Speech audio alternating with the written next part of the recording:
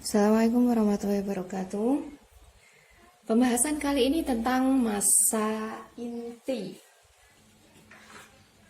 Jadi, sesuai kesepakatan, inti itu terdiri dari Z proton dan A min Z neutron. Jadi, secara logika, massa inti itu adalah massa dari gabungan penyusunnya. Jadi, massa inti itu seharusnya massa Z proton ditambah dengan A min Z neutron. Jadi, seharusnya kalau misal ditanya berapa massa inti, jadi seharusnya massa proton ya dikalikan dengan Z karena Z-nya ada karena protonnya ada Z ditambah dengan A min Z massa neutron. Harusnya sama, tapi ini secara logika ya, secara logika. Tapi kenyataannya hasil pengamatan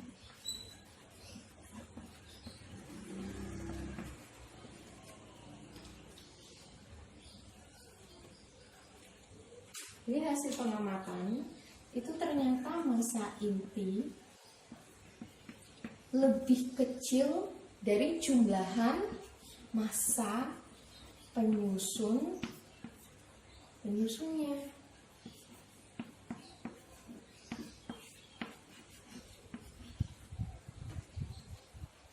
Bisa.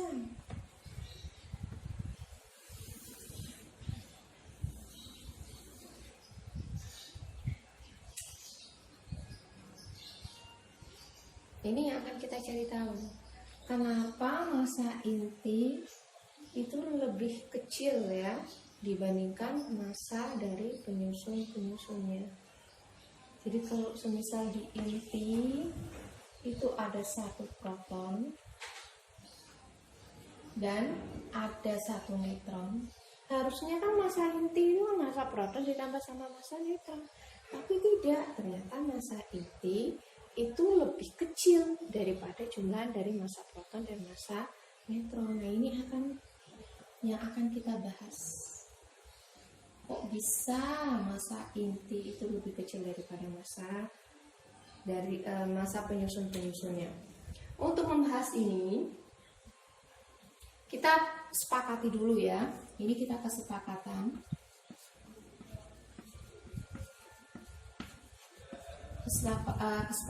tentang satuan yang akan kita pakai. Masih ingat ya?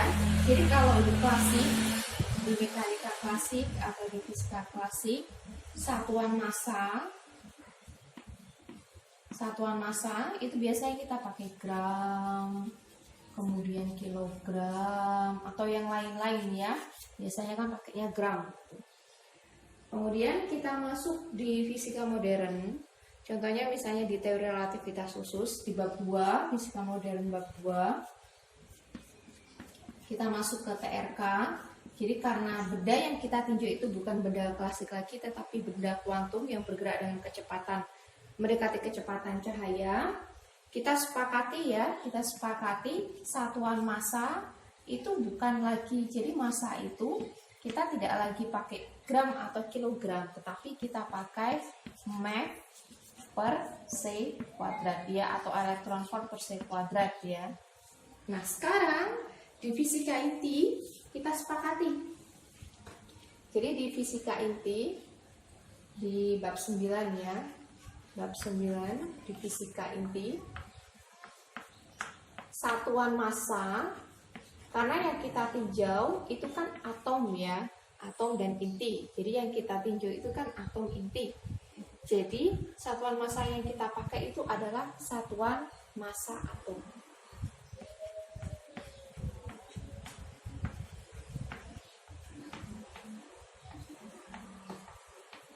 yaitu 1 Berapa masanya? Masanya adalah 1U. Nah, berapa massa atom hidrogen? Masanya adalah 1U. Jadi kita pakainya U. U itu diambil dari mana? U itu adalah 1/12 dari isotop karbon. Itu 1U. Nah, 1U kalau kita mau konversi ke mol per C kuadrat itu setara dengan 931,5 mol per C kuadrat. Jadi saya tunjukkan di bab akhir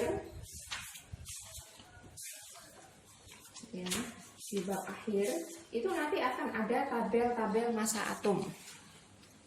Jadi ini ya. Jadi tabel massa atom. Tabel massa atom itu misalnya yang pertama, ini tentang hidrogen. Ini nama atom, ini Z, A, massa atom. Ini usia paruh, karena nanti kita juga akan bahas tentang radioaktif. Jadi misalnya yang pertama, ini termasuknya isotop hidrogen semua ya. H sama dengan 1, A-nya 1, itu berapa masanya? Ini kan hidrogen. Masanya adalah 1,007825. Nah, kalau misalnya hidrogen Z-nya 1, A-nya 2, ini kan berarti kan deuterium ya. Jadi ini deuterium. Kalau deuterium, itu berarti dia masanya adalah 2,014102. Kemudian kalau misalnya H, ini ya, H13, ini kan tritium. Tritium 3,016049. Jadi kita bisa untuk tabel-tabel semua atom itu ada di sini. Jadi tidak ada di sini massa atom itu dalam bentuk kilogram, tetapi kita pakai satuan massa atom U. Ya. Ini bisa dipermudah ya, disederhanakan. Kalau semisal suatu atom terdiri, ini kan A itu nomor massa, Z itu nomor atom. Jadi kalau nomor massanya 4, pasti massa atomnya adalah 4, tahu misalnya nomor massanya itu adalah 10, berarti 10, kalau misalnya nomor massanya 11, itu 11, sekarang kita cari coba C. C12. C12. Nah ini, ternyata untuk C yang 12, itu persis 12,000. Nah ini yang dijadikan patokan ini. Ini ya, yang dijadikan patokan. Jadi C12 itu persis 12,000,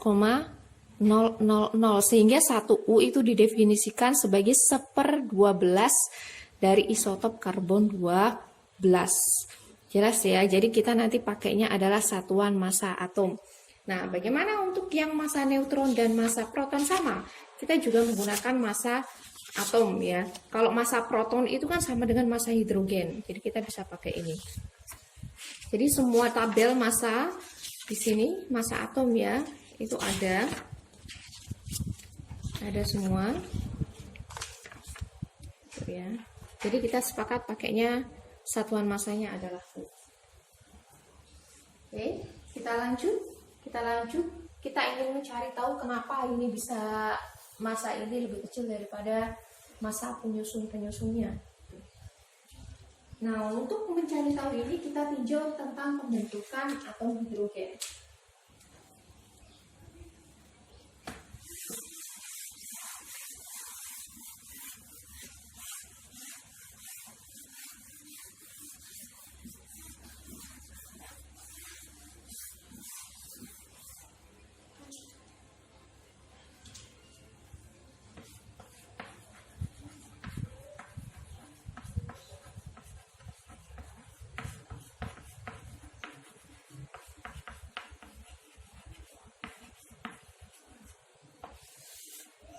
Jadi ini kita pakai analog ya. Jadi nanti kita pakai analog pembentukan atom hidrogen untuk mencari tahu kenapa massa inti itu lebih kecil daripada massa penyusun-penyusunnya. Hidrogen itu kan H11 ya. H11 sininya 0, berarti Z-nya sama dengan 1, A-nya juga 1, N-nya itu sama dengan 0. Berarti hidrogen terdiri dari 1 elektron atom hidrogen ya, ditambah dengan 1 proton. Atom, ingat ya, atom. Kita tinjau atom. Kenapa kita tinjau atom? Untuk mencari tahu padanannya ya, elektron. Nah, Ini kan satu atom hidrogen terdiri dari satu elektron dan satu proton. Kalau misalnya logikanya kita balik, seandainya saya punya satu elektron di sini dan saya punya satu proton di sini. Saya punya satu elektron dan satu proton. Mau saya gabungkan jadi satu menjadi atom hidrogen. Jadi satu elektron sama satu proton yang dalam keadaan diam, kemudian mau saya gabungkan menjadi satu menjadi atom hidrogen. Jadi kita punya satu elektron ditambah dengan satu proton, mau kita gabungkan menjadi atom hidrogen. Jadi atom hidrogen dalam keadaan dasar. Ingat ya, keadaan dasar itu berarti N-nya sama dengan 1. Ada keadaan dasar, ada keadaan eksilasi. Nah, gimana caranya kita mau menggabungkan satu elektron menjadi satu proton menjadi satu elektron satu proton menjadi satu atom hidrogen yang dalam keadaan dasar? Berarti kita bisa menganalisa energi diam ya, energi diam punyanya si elektron itu kan berarti M(E)(c²). Energi diam punyanya proton itu berarti M(E)(c²). Nah, kalau semisal mau kita gabungkan berarti kan M(E)(c² ditambah dengan M(P)(c² itu menjadi massa dari atom hidrogen satu-satu.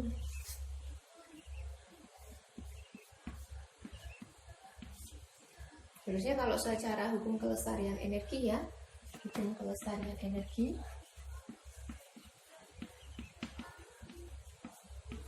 energi sebelum partikel itu digabungkan dan energi setelah partikel itu digabungkan. Energi sebelum digabungkan, energi setelah digabungkan.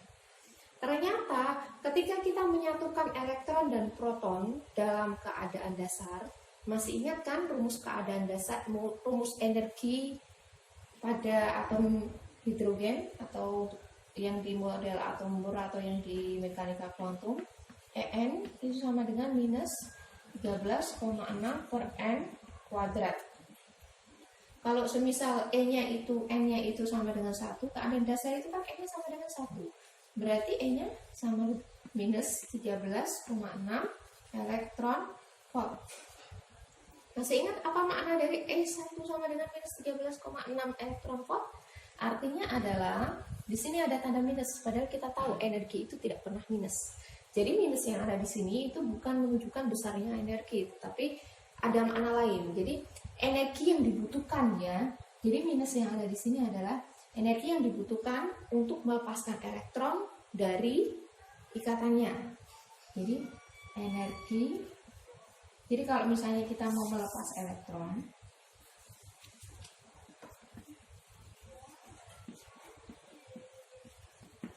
dari ikatan orbit itu ya, orbit mengelilingi inti, kita butuh energi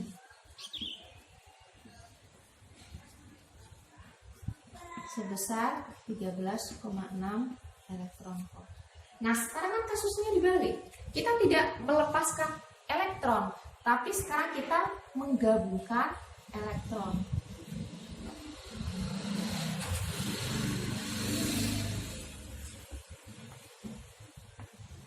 Berarti kalau misalnya kita mau menggabungkan elektron menjadi atom, kita kalau ini butuh energi, berarti kita melepaskan energi.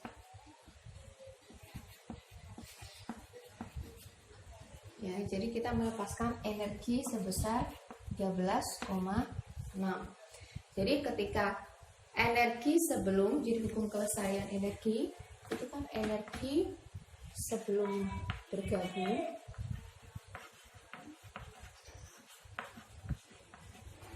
Ini kan sama dengan energi setelah bergabung.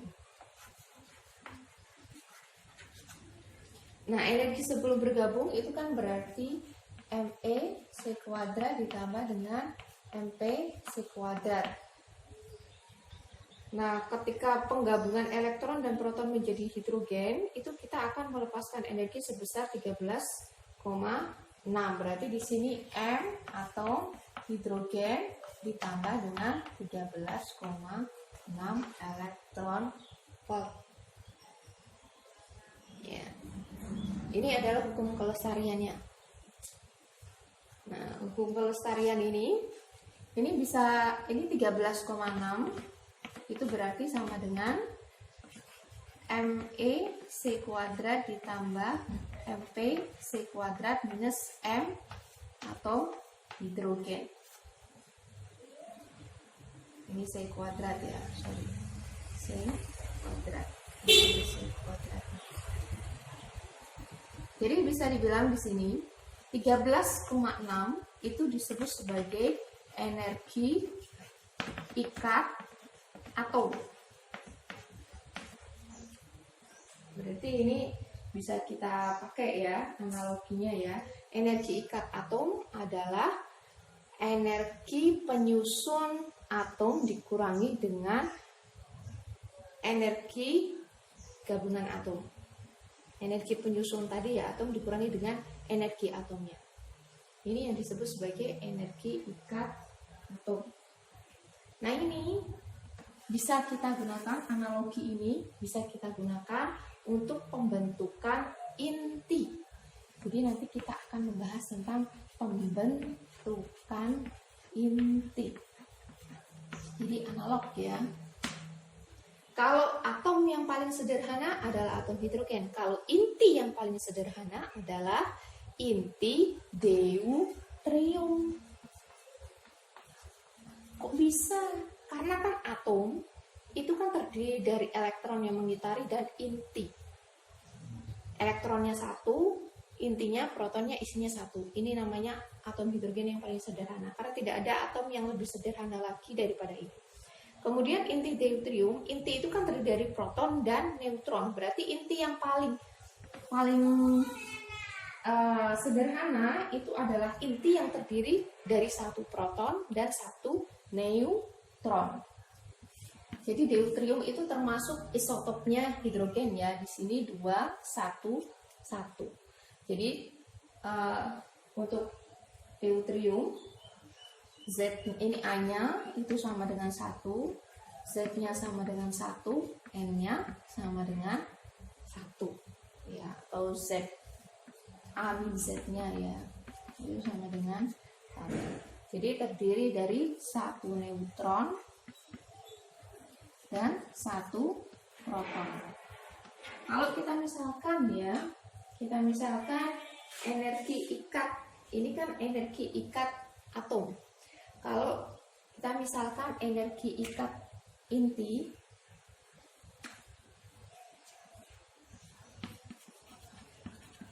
pakai analogi yang sama seperti ini.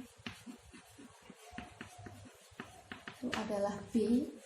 Jadi B itu sama dengan ya, B itu sama dengan M N C kuadrat ditambah dengan M P C kuadrat dikurangi dengan M deuterium. Kita anggap D gitu ya. Ya, inti deuterium. Ini disebut energi ikat inti. Ya. Nah, yang jadi permasalahan tuh begini. Kan tadi kan sudah saya jelaskan ya. Jadi massa yang diketahui di sini kan kita massa neutron tahu, massa proton tahu ya. Massa proton nanti bisa kita rubah ke dalam bentuk massa atom, massa neutron itu nanti juga ada daftarnya ya. Daftarnya nanti bisa untuk yang U itu ada daftarnya, ada konversinya. Yang jadi permasalahan, yang di sini itu kan cuma ada massa atom, bukan massa inti atom. ya. Jadi di sini itu hanya ada daftar massa atom, bukan massa inti atom. Sedangkan kalau kita menggunakan rumus ini, kita harus tahu massa inti deuterium. Kan susah. Sehingga kita tidak bisa menggunakan rumus ini. Rumus ini harus kita bawa ke dalam bentuk yang massa atom. Paham ya? Kita menggunakan analog pembentukan atom yang paling sederhana. Ternyata energi ikat atom itu adalah energi dari masing-masing penyusunnya dikurangi dengan energi atom itu sendiri. Sedangkan energi ikat atom ini bisa kita analogikan, kita bisa terapkan pada pembentukan inti yang paling sederhana juga ya. Jadi inti yang paling sederhana, energi ikat intinya itu adalah energi dari massa penyusun inti dikurangi dengan massa inti itu sendiri. Hanya saja kita tidak ada daftar massa inti. Yang kita punya adalah daftar massa atom. Yang kita punya adalah daftar massa atom. Sehingga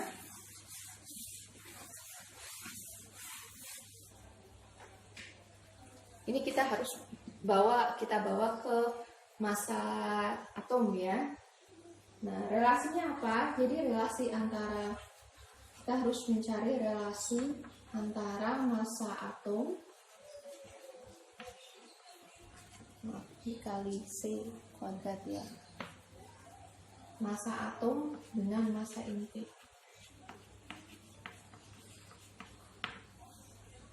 Kita harus tahu relasi massa atom dan massa inti. Nah,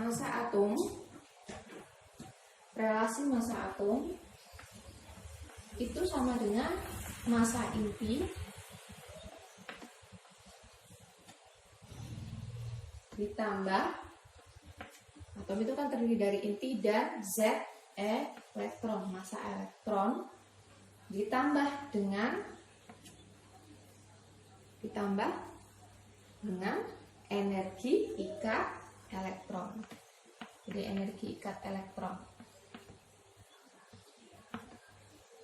Ya, energi ikat total elektron, karena elektronnya kan ada banyak. Jadi ini energi totalnya per C kuadrat, biar sama ya, biar sama dimensinya. Nah, sekarang kita tinjau massa atom, massa inti ya. Ini ordernya sekitar 10 pangkat 9 sampai 10 pangkat 11 elektron volt. Massa elektron itu sekitar yang ini 10 pangkat 6 sampai 10 pangkat 8 elektron volt. Sedangkan energi ikat elektron itu sekitar 1 sampai 10 pangkat 4 elektron volt. Jadi 9 sampai 11, kalau misalnya kita ambil yang paling kecil ya, ini kan berarti kan order 9, kemudian ditambah dengan order ini kita ambil yang paling besar gitu ya, misalnya order 8.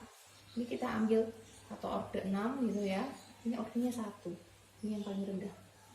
Berarti ini kan kita bisa abaikan. Ini ibaratnya kita punya uang 1 miliar ditambah dengan 1 juta, itu masih mending bisa ditambahkan. Kalau cuma dikurangi 1 rupiah, nggak ada nilainya kan ini 1 kan. Jadi ini kita abaikan. Kalau diabaikan berarti massa atom itu hanya sama dengan massa inti ditambah dengan Z massa elektron. Nah, sekarang kita akan menggunakan rumus ini. Rumus ini kita terapkan pada energi ikat yang dalam bentuk massa inti. Nah, di sini kan ada yang harus kita rubah. Di sini ada massa inti deuterium. Massa inti deuterium berarti massa atom deuterium.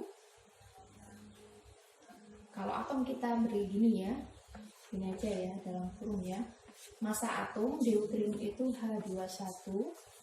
Itu berarti massa inti, massa deuterium ditambah dengan deuterium itu jumlah elektronnya berapa? Jumlah elektronnya ada 1. Jadi elektronnya itu sama dengan ada 1. Elektronnya itu ada 1. Ini 2 ya, ini 2. Jadi elektronnya ada 1, Z-nya ada 1, ini MD plus ME.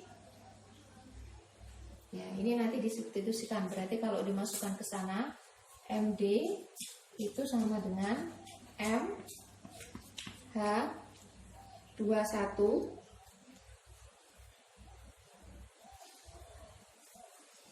H21 minus ME. Kemudian ini di sini ada massa proton. Massa proton itu kan sebanding dengan massa hidrogen ya. Jadi ini biar mudah, atau ini kan hampir massanya itu kan sebanding dengan massa hidrogen, atau bisa juga massa atom hidrogen. Massa atom hidrogen H11 itu kan sama dengan massa proton, intinya itu kan cuma terdiri dari 1 proton ditambah dengan 1 massa elektron. Jadi massa proton itu sama dengan MH11 minus ME. Ini kalau misalnya kita substitusikan, ke dalam sini ya, rumusnya akan berubah menjadi seperti ini.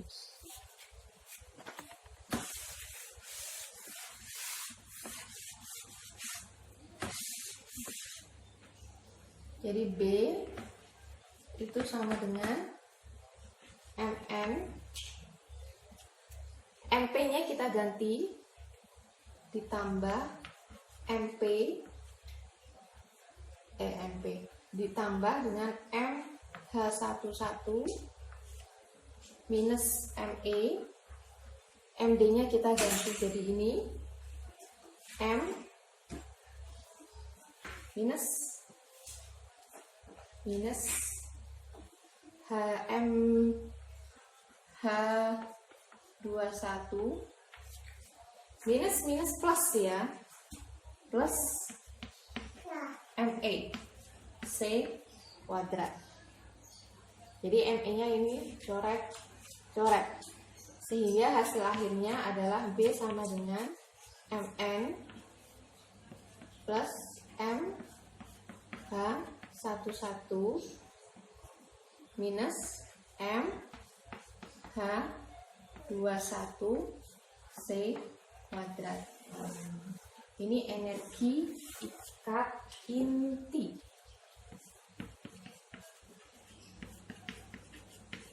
Deuterium. Ini dilihat ya, di sini ternyata Me-nya, massa elektronnya itu saling menghilangkan. Jadi kalau misalnya atom hidrogen itu kan terdiri dari Z elektron, ya. Kalau Z elektronnya sama itu nanti dia akan saling menghilangkan. Dan ternyata ini bisa berlaku untuk semuanya, ya. Bisa berlaku untuk sembarang atom. Jadi ini rumus ini bisa kita perumum. Ya. Diperumum untuk semua inti atom. B itu sama dengan jumlah neutron itu kan ada N ya. Jadi N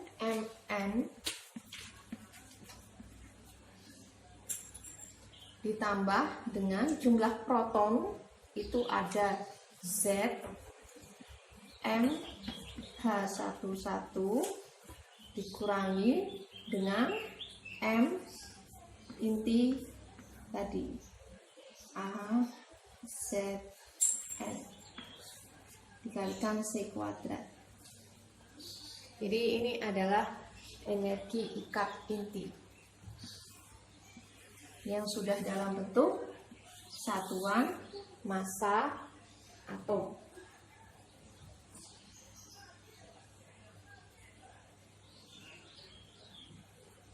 Jadi ini bisa digunakan untuk menghitung energi ikat inti untuk sembarang inti. dengan menggunakan tabel massa H ini ya.